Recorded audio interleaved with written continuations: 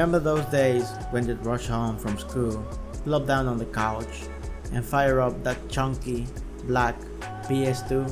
Well, let's talk about the most underrated game of the console, ICO.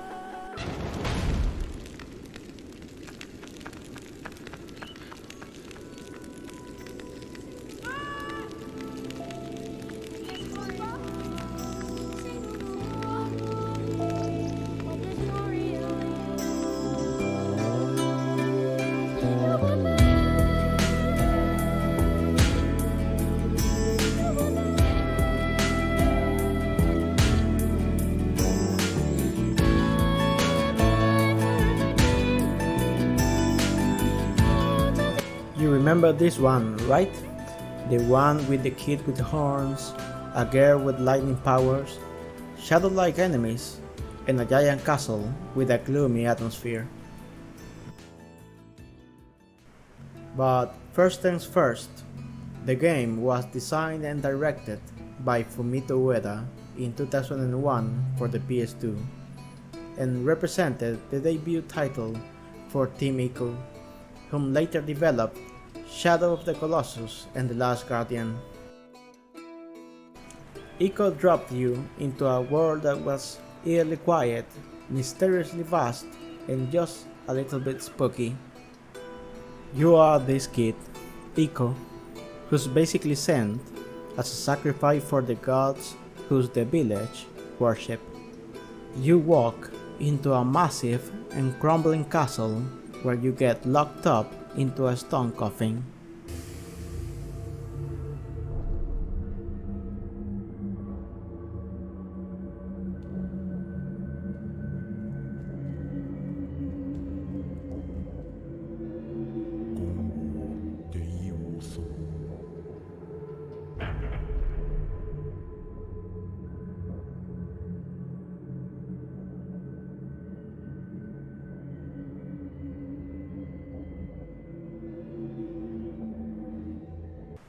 But then you meet Jorda, the girl, because if there's a castle, there must be a girl.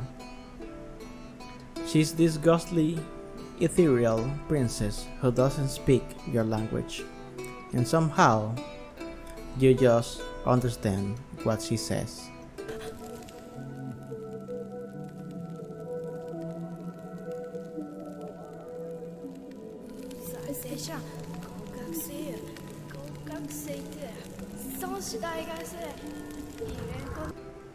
Then you start to play, and the entire game is basically a one long skirt mission, but for once, that's not a bad thing. The whole game revolves around getting Jorda out of this nightmare castle, and along the way, you're solving puzzles, dragging her by the hand, and occasionally beating up shadow creatures with a stick. I must say the controls were clunky, but everything felt the same way back then, and the camera angles were horrible. Sometimes it felt like the real challenge was moving ICO around. But let's talk about what makes this game great: the atmosphere. ICO was like nothing else at the time. Sure, it might look a little dated now, but back then was like stepping into a massive and desolated living pain filled with soft ambient noises. The wind, the distant cries of seagulls, it felt like the game was breathing around you. ICO wasn't about flashy graphics or a deep, complex plot. It was all about the feels.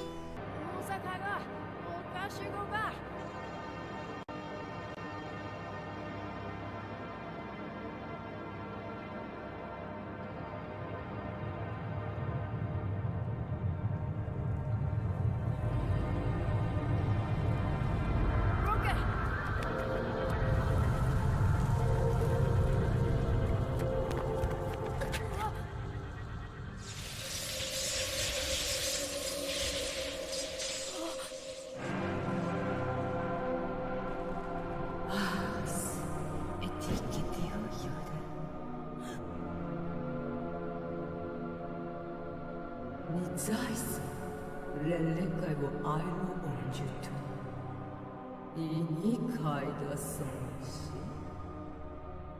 そして你人开在我有因爱了，そっか，火の拳根性し、宇宙しか一年生分就好。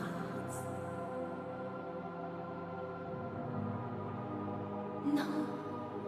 Benissimo.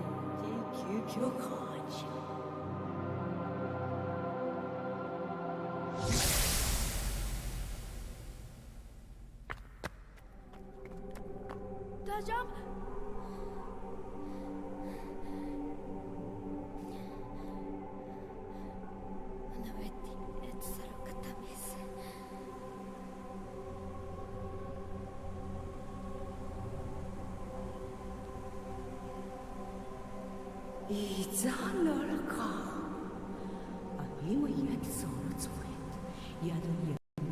？The game didn't need words to tell its story. Everything was in the way ICO and Jorda looked at each other, how they held hands, how you felt you had to protect her. It's that old school show don't tell philosophy, and it hits different when you are in a castle with no real direction but forward.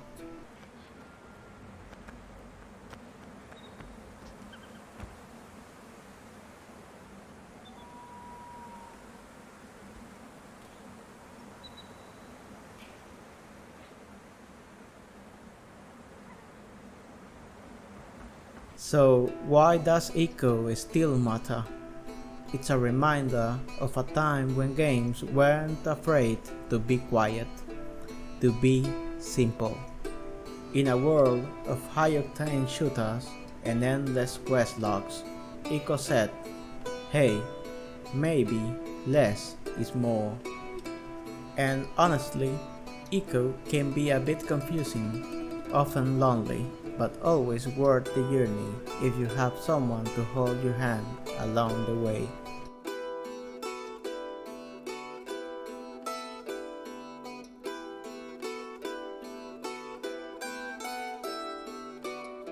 So there you have it, a blast from the past that still lingers in our hearts. ICO might not be the flashiest game out there, but it's quite a masterpiece that changed the way we think about storytelling in games. Whether you play it back in the day, or are just hearing about it now, it's worth taking a stroll through that castle one more time.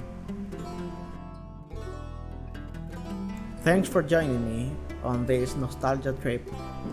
Drop a like, hit subscribe, and let me know in the comments your favorite ICO memory.